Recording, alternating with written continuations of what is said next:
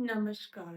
धनतेरस की ढेर सारी शुभकामनाओं के साथ हिंदी स्टडी चैनल में आप सभी का स्वागत है। आज के सुविचार में धनतेरस की शुभकामनाएं।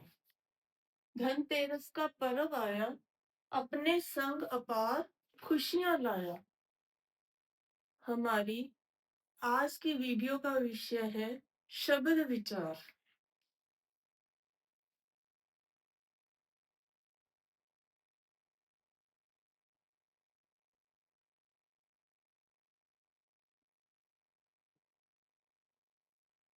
शब्द विचार। शब्द दो या दो से अधिक वर्णों का सार्थक और व्यवस्थित मेल शब्द कहलाता है। किसी भी भाषा में प्रयुक्त होने वाले शब्दों को शब्द भंडार कहा जाता है, अर्थात शब्दों का भंडार। इस शब्द भंडार को अगर हम लोग कैटेगरीज में बांटना चाहें, शब्द भंडार का वर्गीकरण कर दें, तो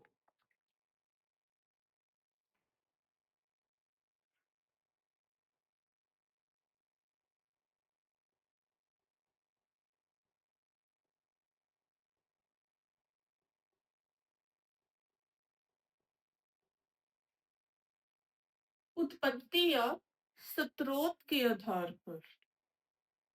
उत्पत्ति उत्पत्ति का मतलब होता है पैदा होना। स्रोत कोई साधन, किसी चीज का किसी साधन के द्वारा जन्म होना। वे शब्द उत्पत्ति के आधार पर तत्सम शब्द, तद्भव शब्द, देशज शब्द, विदेशज शब्द। तत्सम, तद्भव, देशी और विदेशी। देशी को हम लोग देशज भी बोलते हैं, विदेशी को विदेशज। तत्सम शब्द वे शब्द जिनका जन्म संस्कृत भाषा से हुआ है और उनमें बिना किसी किस्म के बदलाव के हिंदी भाषा में प्रयोग कर लिया गया हो। तत्सम शब्द उदाहरण के रूप में मयूर, भराता, इसमें कोई बदलाव ना किया जाए और हिंदी भाषा में प्रयोग कर लिया जाए। तत्सम शब्द संस्कृत भाषा से आए हुए शब्द। तद्भव संस्कृत भाषा से आए हुए शब्दों में कुछ बदलाव करके हिंदी भाषा में प्रयुक्त होने वाले शब्द। मयूर मोर, भ्राता भाई।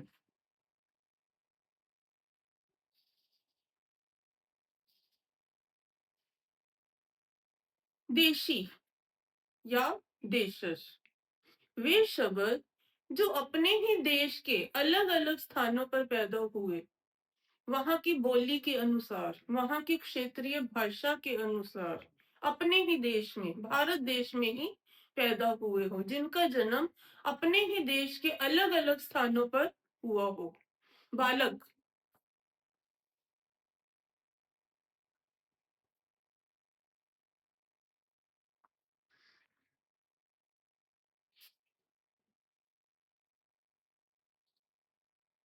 पाग, कैसे बालक। कई स्थानों पर लड़का बोलते हैं, कई स्थानों पर छोरा बोलते हैं, तो लेकिन होता वो क्या है, बॉय, लड़का। इसी तरह से पाग, कुछ स्थानों पर पगड़ी बोल देते हैं, कुछ स्थानों पर इसे साफा बोल देते हैं, लेकिन होते हमारे देश के अलग अलग स्थानों में बोले जाने वाले शब्द हैं। विदेशी या विदेशस,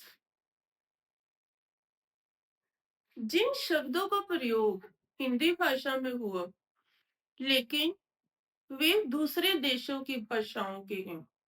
उदाहरण के रूप में अरबी भाषा, फारसी भाषा, अंग्रेजी भाषा, उर्दू भाषा, जो दूसरे देशों की भाषाओं से शब्द आए हैं और उनका प्रयोग हिंदी भाषा में हुआ है।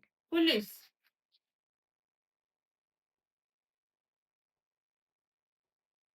खत।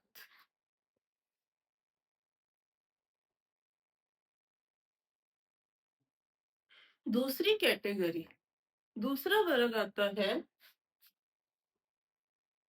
रचना के आधार पर।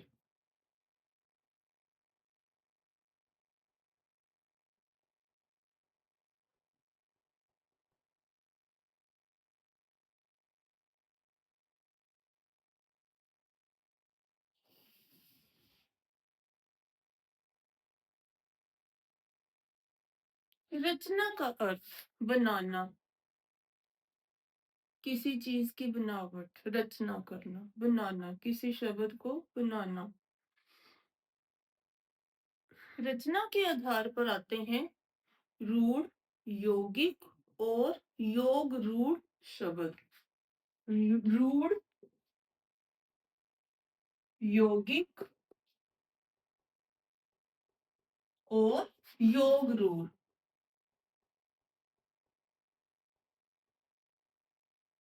रूढ़, रूढ़ का मतलब होता है पारंपरिक, जो पुराने जमाने से चले आ रहे हैं शब्द, जो पुराने जमाने से चले आ रहे हैं और अपने पारंपरिक अर्थ में प्रयोग किए जाते हैं, जिसके आगे सार्थक खंड नहीं हो सकते। जिन शब्दों का हम लोग सार्थक रूप में विभाजन ना कर सकें और जो अपने ही आप में पारंपरिक अर्थ प्रदान करते हो, रूढ़ शब्द। सोना, गाड़ी, यौगिक, जो दो शब्दों या दो शब्दांशों से बना शब्द हो, अर्थात दो शब्दों के मेल से बने शब्द यौगिक शब्द कहलाते हैं। रेल प्लस गाड़ी, सेना प्लस पति, दो शब्दों के मेल से बनने वाले शब्द यौगिक शब्द कहलाते हैं। योग, रूढ़, जो यौगिक भी हो और रूढ़ भी हो, यौगिक शब्द होने के साथ साथ रूढ़ भी हो, कि दो शब्दों से मिलकर बने हैं और अपने आप में अर्थ प्रदान करते हो पारंपरिक। उदाहरण के तौर पर जलज, पीताम्बर।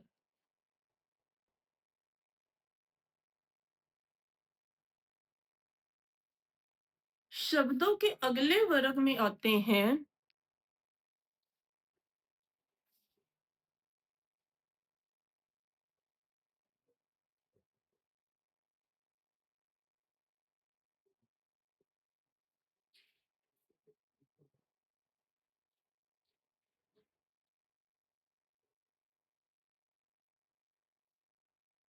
प्रयोग के आधार पर।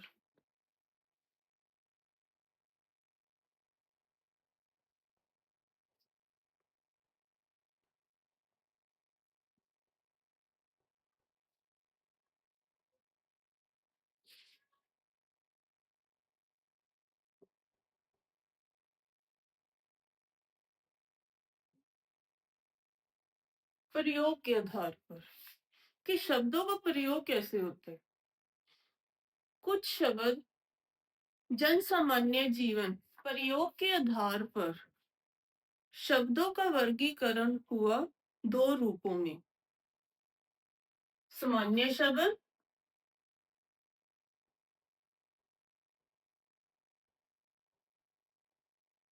और पारिभाषिक शब्द।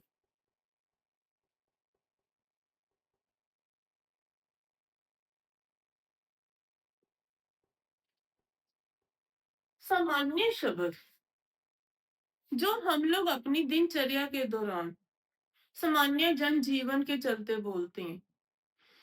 दिन भर में आपसी बातचीत के दौरान प्रयुक्त होने वाले शब्द सामान्य शब्द।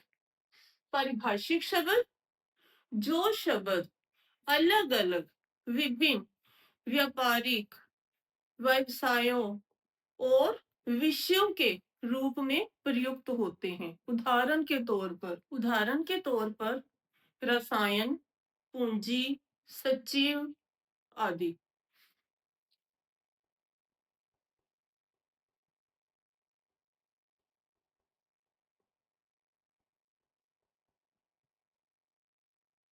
रसायन, केमिस्ट्री, पूंजी, कैपिटल, सचिव, सेक्रेटरी। अलग अलग व्यवसायों में या अलग अलग विषयों से संबंधित कुछ शब्द ऐसे होते हैं जो अपने आप में एक परिभाषा प्रदान करते हैं। पारिभाषिक शब्द।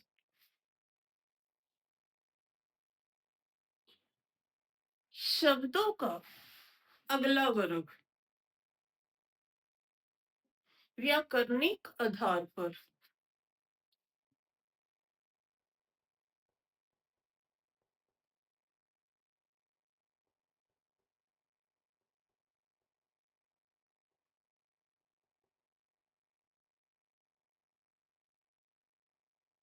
व्याकरण के रूप में प्रयुक्त होने वाले शब्द विकारी, विकारी और अविकारी।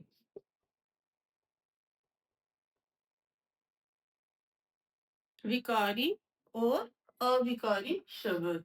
विकारी शब्द जिन शब्दों में बदलाव हो सकता है। संज्ञा, विशेषण, सर्वनाम आदि। संज्ञा, सर्वनाम और विशेषण शब्द।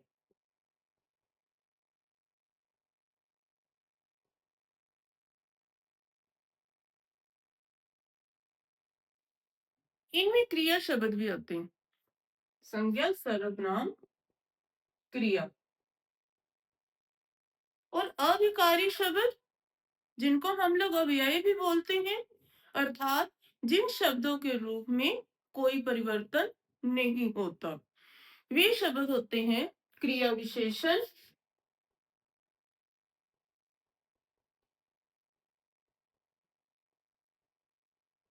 विस्मयादि, समुच्चय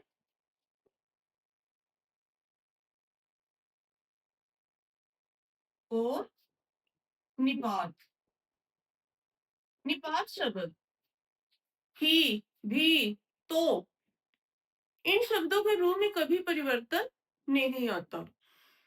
तो व्याकरणिक आधार पर हम लोग विकारी और अविकारी शब्दों को लेते हैं। विकारी में संज्ञा, सर्वनाम, क्रिया विशेषण और अविकारी में क्रिया विशेषण, विस्मयादि, समुच्चय और निपात। शब्दों का आखिरी वर्ग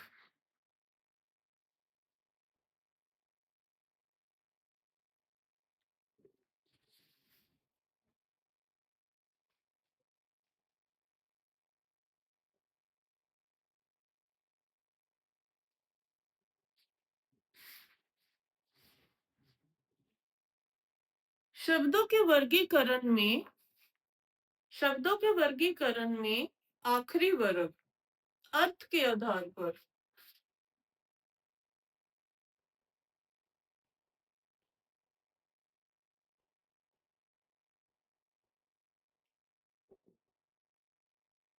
इन्हें हम लोग शब्द भंडार भी मानते हैं।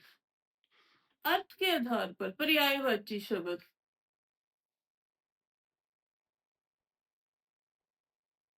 पर्यायवाची, विलोम,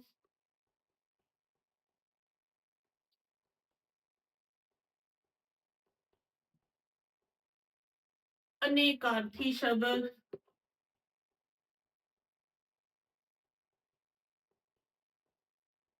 एकार्थी शब्द, समश्रुत भिन्नार्थक शब्द,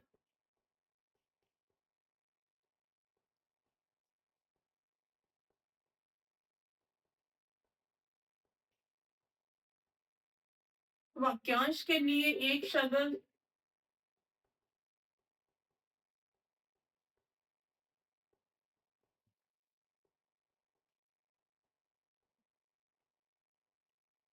ये सारे शब्द अर्थ के आधार पर होते हैं। अर्थ के आधार पर पर्यायवाची शब्द, एक समान अर्थ देने वाले शब्द, जिन शब्दों का अर्थ एक होता है। विलोम शब्द, उल्टे अर्थ रखने वाले शब्द। अनेकार्थी, एक ही शब्द के अनेक अर्थ निकलते हों।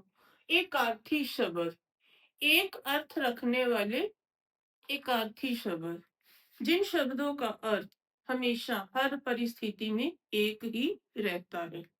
समश्रुत भिन्नार्थक शब्द, सुनने में एक जैसे लगते हो लेकिन उनका अर्थ अलग हो। वाक्यांश के लिए एक शब्द, दो या दो से अधिक शब्दों का समूह लेकिन उनके लिए एक शब्द का प्रयोग हो। पाप करने वाला, पापी। समश्रुत में हम लोग ले सकते हैं अन, अन्य। अन का मतलब अनाज, अन्य दूसरा। एकार्थी, एकार्थी पाप, निंदा। इन शब्दों के अर्थ हमेशा हर परिस्थिति में एक ही रहते हैं। विलोम शब्द, शब्द, जिन शब्दों के अर्थ परिस्थिति के अनुसार बदल जाते हैं। अंक, अंक। इस शब्द का अर्थ गोद होता है और इस शब्द का अर्थ संख्या भी होता है। विलोम शब्द,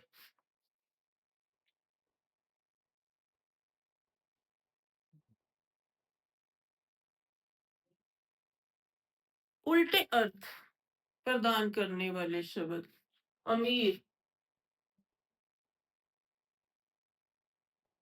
गरीब। पर्यायवाची शब्द, एक ही अर्थ रखने वाले कई शब्द। आशा करती हूँ कि आज की वीडियो में दिया गया ज्ञान जो भाषा में प्रयुक्त होने वाले शब्दों से संबंधित था, आपको समझ आ गया होगा। धन्यवाद।